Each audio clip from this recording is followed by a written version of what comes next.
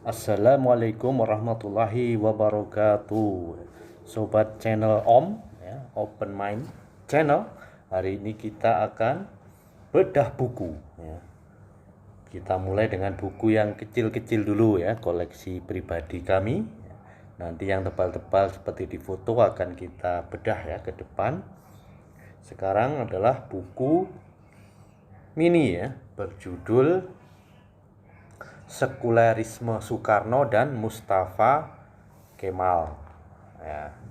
Ini beberapa buku yang akan kita bedah, sudah ada fotonya ya, silahkan disimak ya. Buku hari ini ditulis oleh Abdullah Shodiq ya, Pasuruan, di Pasuruan 1960 ya, seorang yang punya background kiai begitu ya. Itu cover bukunya, Sekulerisme Soekarno dan Mustafa Kemal. Di sini kita akan melihat foto-foto Soekarno muda yang jarang kelihatan ya di media. Ya, ini foto Soekarno waktu masih sekolah ya di Surabaya ya. Ganteng sekali ya.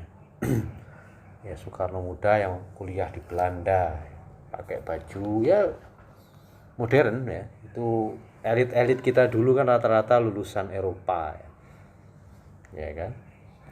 Ini beliau sudah ya matang ya, sudah presiden, foto-fotonya. Ini tokoh yang dibandingkan dengan Soekarno yang bernama Mustafa Kemal Al-Yahud ya, bukan Atatürk sebenarnya. Dia ini orang Yahudi Dunama ya. Silahkan lihat di video saya di Open Mind Channel ya, tentang khusus ya tentang Mustafa Kemal Atatürk yang sangat nasionalis. Di halaman 2 diceritakan di buku ini bahwasanya ya Turki sebelum menjadi republik sekuler itu adalah khilafah Islam ya, salah satu khilafah ya, yang punya prestasi luar biasa ya, dinasti Utsmani. Selain Yahudi Dunama yang menyusup di Turki Utsmani, Mustafa Kemal ini juga seorang agen Inggris. Mustafa Kemal Al-Yahud inilah yang menjadikan Turki menjadi negara sekuler yang ekstrim ya, melarang azan dalam bahasa Arab, sholat pun harus bahasa Turki, yang ternyata dia diazab ya, tidak bisa dikubur, bau sekali ya mayatnya. Masya Allah. Mustafa Kemal Al-Yahud ini memang orang yang pintar sebenarnya ya, akalnya cerdas ya, tapi dia memang menyusup ya, pura-pura menjadi muslim untuk menghancurkan Islam dari dalam. Tentu saja yang perlu dihancurkan adalah khilafah Utsmani. Meski sesama sekuler dan mendirikan negara Republik Turki dan Republik Indonesia, Kemal Al-Yahud dan Soekarno itu berbeda ya. Tentu saja karena pengaruh ulama lokal dan ulama Turki yang berbeda ya. Tentu saja. Soekarno bukanlah orang Yahudi, apalagi antek Yahudi ya, yang dipakai untuk menghancurkan kekhilafan Islam. Tapi dia memang murni ya, sekuler, hasil didikan barat. Artinya secara pribadi Soekarno ini orang yang ibadahnya taat ya, tapi secara ide tentu tidak sama. Dibandingkan Mustafa Kemal yang agen Yahudi dan memang bukan Islam aslinya, ya Soekarno ini juga banyak ya dididik oleh ulama ya, seperti Cokro Aminoto, meskipun yang kemudian berpengaruh adalah ya guru-guru dia secara ideologi, baik Marxisme maupun kapitalisme. Jadi Islamnya tentu saja asli ya, bukan agen Yahudi seperti Mustafa Kemal. Ya, di buku ini ceritakan Soekarno muda itu sangat aktif ya, organisasi ya, semasa muda, semasa kuliah, yang mengantarkannya menjadi politisi ulung. Juga mulai menulis di majalah ya, Politik Indonesia Menggugat ya, tentang tentu saja politik.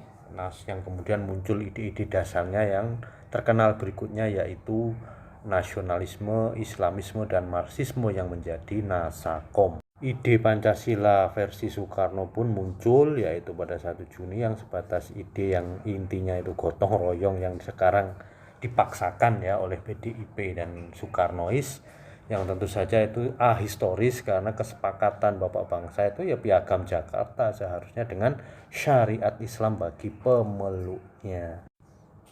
Dari ide Soekarno itu masih mending ya, meskipun sekuler dia tetap meyakini Islam itu agama yang universal, agama yang benar, yaitu agama yang rasional, simplistik dan seterusnya.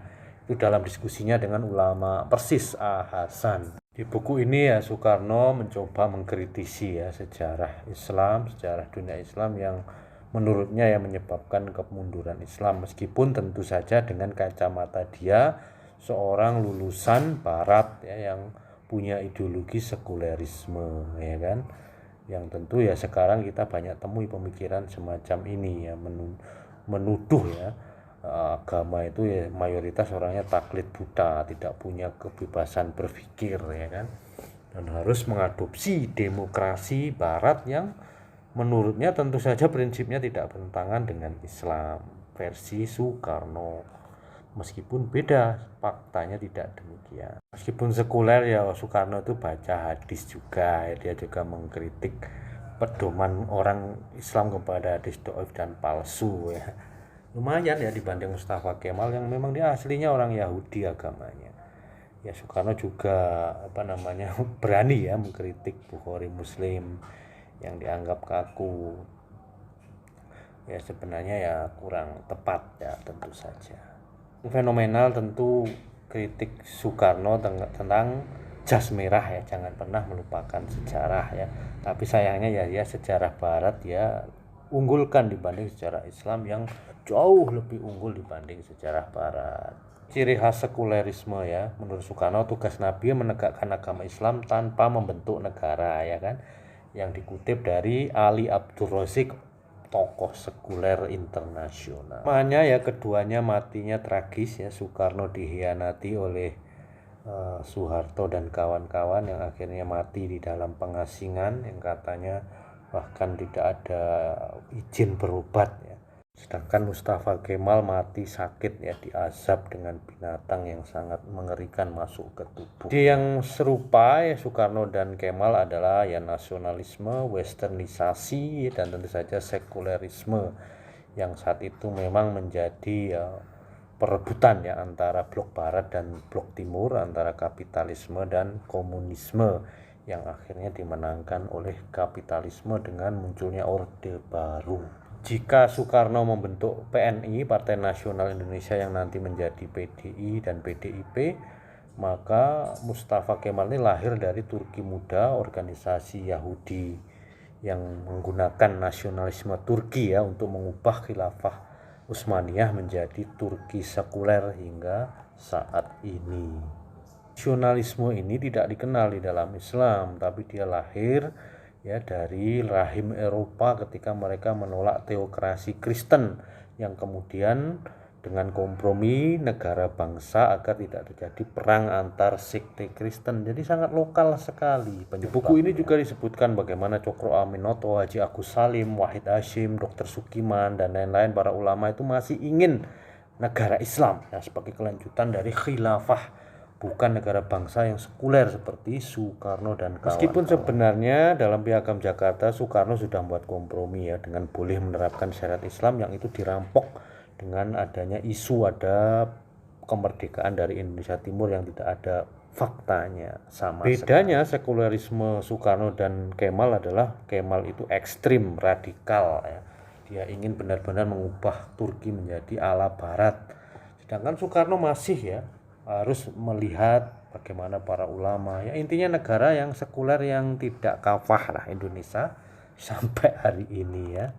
Demikian. Mustafa Kemal mengedepankan ideologi Kemalis yang pro barat ya, sedangkan Soekarno Marhainis yang pro blok timur ya, blok Soviet ya. Meskipun non blok, Indonesia saat itu faktanya memang lebih dekat dengan Soviet dengan membeli senjata, menerima bantuan dan sebagainya, termasuk pendirian Gelora Bung Karno oleh Soviet. Buku ini ditulis 92 dan menariknya penulis ini sangat mengkritik ya, sekulerisme. Di kesimpulannya dia menyampaikan ayat di surat Al-Hijr ayat 9, "Inna nahnu nazzalna dzikra wa inna lahu lahafidun." Sesungguhnya kamilah yang menurunkan Al-Quran dan kami akan memeliharanya ya. Maksudnya adalah Islam mengutip Dr. Mahmud Al-Khalidi yang menyampaikan bahwasanya Islam tidak hanya mengatur hubungan dengan Tuhan, tapi hubungan dengan manusia dan dirinya sendiri ya. Hubungan dengan sesama manusia inilah yang diatur dalam politik Islam ya. Khilafah Islam yang merupakan ajaran dari Nabi yang dilanjutkan oleh para sahabat yang mulia. Islam adalah ajaran yang universal ya, cocok untuk kapanpun, dimanapun, dan untuk siapapun ya kan. Islam itu agama yang sangat ya, menempatkan kedudukan akal manusia pada kedudukan yang tinggi ya, bukan didoktrin ya, bukan ditekan dan seterusnya. Wallahu alam bissawab.